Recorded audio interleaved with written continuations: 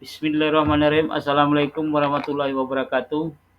Baiklah, kita kembali belajar dengan bidang studi ekonomi dengan materi permintaan dan penawaran uang yang dibuat oleh Sumardi SE. Pengertian dan permintaan uang. Permintaan uang adalah sejumlah uang yang ingin dipegang sebagai harta tunai. Jadi, pada dasarnya memiliki arti sebagai suatu keinginan masyarakat untuk mewujudkan bagian tertentu dari pendapatannya dalam bentuk uang kas. Berdasarkan teori permintaan uang, money demand dibagi menjadi dua. Yang pertama teori uang Keynes, yang kedua teori kualitas uang klasik. Kita lanjut, teori permintaan Keynes. Teori permintaan Keynes ini kita bagi atas 3 bagian. Yang pertama motif transaksi, yang kedua motif berjaga-jaga, ketiga motif mendapatkan keuntungan. Baiklah, kita kupas satu persatu.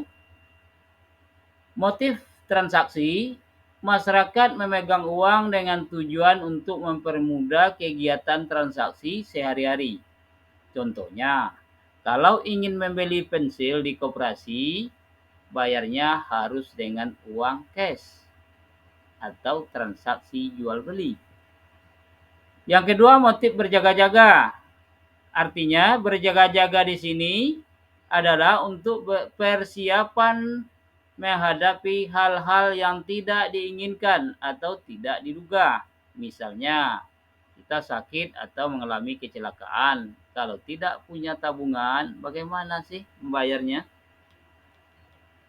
Yang ketiga, motif mendapatkan keuntungan.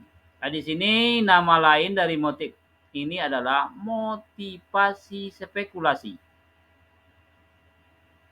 Kamu membeli emas pada saat harga emas sedang rendah atau turun dan menjualnya kembali saat harga emas tersebut naik. Nah, disinilah yang dimaksud spekulasi, selisih harga beli dan jual dapat menghasilkan keuntungan. Kita teruskan teori kualitas atau klasik menurut David Ricardo. Kuat atau lemahnya nilai uang sangat tergantung pada jumlah uang yang beredar. Apabila jumlah uang berubah menjadi 2 kali lipat, maka nilai uang akan menurun menjadi setengah dari semula. Dan juga sebaliknya, apabila jumlah uang berkurang hingga setengah, maka nilai uang akan naik menjadi 2 kali lipat. Hal ini menjadi karena jika jumlah uang naik menjadi 2 kali lipat, otomatis nilai uang menurun menjadi setengah. Menurut Irving Fisher, perubahan nilai uang atau tingkat harga merupakan akibat adanya perubahan jumlah uang yang beredar. Bertambahnya jumlah uang yang beredar dalam masyarakat mengakibatkan turunnya nilai mata uang. Menurutnya, nilai mata uang sama artinya dengan naiknya tingkat harga. Baiklah, kita simpulkan dua tokoh tersebut. Teori permintaan uang dapat dinyatakan bahwa perubahan nilai uang atau tingkat harga merupakan akibat adanya perubahan jumlah uang yang beredar. Bertambahnya jumlah uang yang beredar dalam masyarakat mengakibatkan turunnya nilai mata uang. Menurutnya nilai mata uang sama artinya dengan naiknya tingkat harga. Pendapat tersebut dinyatakan dalam persamaan sebagai berikut. Ini contohnya, M kali V dan sama dengan P dikali T. Di mana M ini money, jumlah uang yang beredar. V sama dengan polis, kecepatan peredaran uang. P price, tingkat harga. T transaction atau transaksi jumlah jasa. Ini kita lihat di sini M sama dengan P dikali T dibagi V. V sama dengan P dikali T dibagi M. T sama dengan P M dikali V dibagi V. Kita lihat di sini sebuah contoh. Kita contohkan satu. Di Jepara jumlah uang yang beredar 25 juta rupiah dengan kecepatan peredaran sebanyak 10 kali. Apabila harga barang tersebut 50.000 per unit, berapa jumlah barang yang dijual di pasar? Nah, kita lihat di sini. Yang M-nya sama dengan 25 juta rupiah, V-nya sama dengan 10 kali, P-nya sama dengan 50.000 rupiah. Kita masukkan dalam rumus, T sama dengan berarti transaksi yang ditanya.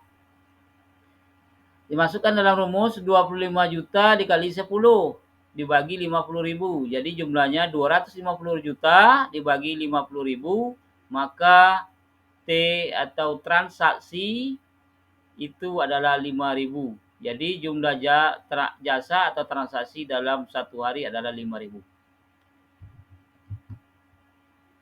Kita lanjut, faktor yang mempengaruhi permintaan uang.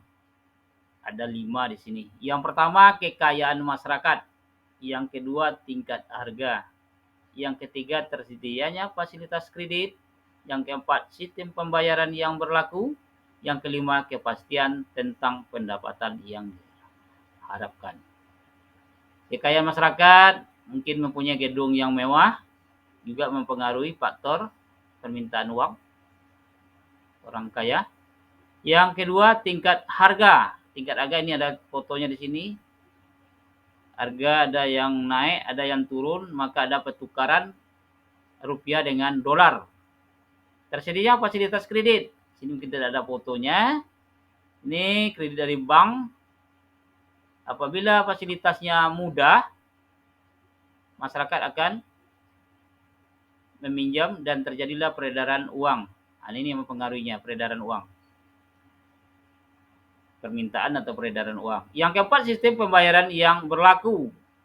Ini berlaku sistem pembayaran yang berlaku. Yang kelima, kepastian tentang pendapatan yang diharapkan. Ini ada fotonya orang tukang becak dan juga ada yang PNS. Kenapa tukang becak dan PNS ini bergandeng? Karena tukang becak ini adalah pendapatan yang tidak tetap, juga bisa mempengaruhi permintaan barang, dan juga ada PNS ini adalah pekerjaan yang tetap, juga mempengaruhi permintaan uang. Kita lanjut. Oke. Penawaran uang. Tadi permintaan, sekarang penawaran. Tentu ada perkaitannya antara permintaan dengan penawaran. Kalau permintaan aja, mungkin dia pasti ada penawaran. Kita lanjut. Penawaran uang adalah jumlah uang yang beredar untuk yang ada di dan siap beredar untuk keperluan transaksi bagi masyarakat pada wilayah dan waktu tertentu. Uang dalam peredaran adalah seluruh jumlah mata uang yang telah dikeluarkan dan diedarkan oleh bank sentral, baik uang logam maupun uang kertas. Uang beredar adalah semua jenis uang yang ada dalam perekonomian, termasuk di dalamnya jumlah mata uang dalam peredaran ditambah dengan uang giral yang ada di bank-bank umum. Permintaan dan penawaran uang. Ini dibagi 3. M1 strip nerau money, dalam kurung uang kartal ditambah uang giral. Yang kedua, M2 bread money sama dengan M1 ditambah uang kuasi. 3, M3 dalam kurung M2 ditambah deposit berjangka panjang. Ini adalah permintaan dan penawaran uang. Di sini uang, ada uang, di sini ada uang kartal, ada uang giral, ada uang kuasi, dan berjangka. Kita lanjut. Faktor yang mempengaruhi penawaran uang. Yang pertama kebijakan moneter. Yang kedua pendapatan. Yang ketiga nilai tukar. Nah, ini yang tadi termasuk nilai tukar. Di moneter ini juga mempengaruhi dari penawaran, juga pendapatan, nilai tukar rupiah. Ini yang tiga ini yang mempengaruhi terhadap penawaran. Saya rasa cukup sampai di sini. Baiklah, mudah-mudahan bermanfaat bagi untuk kita semua. Jangan saya ucapkan Assalamualaikum warahmatullahi wabarakatuh.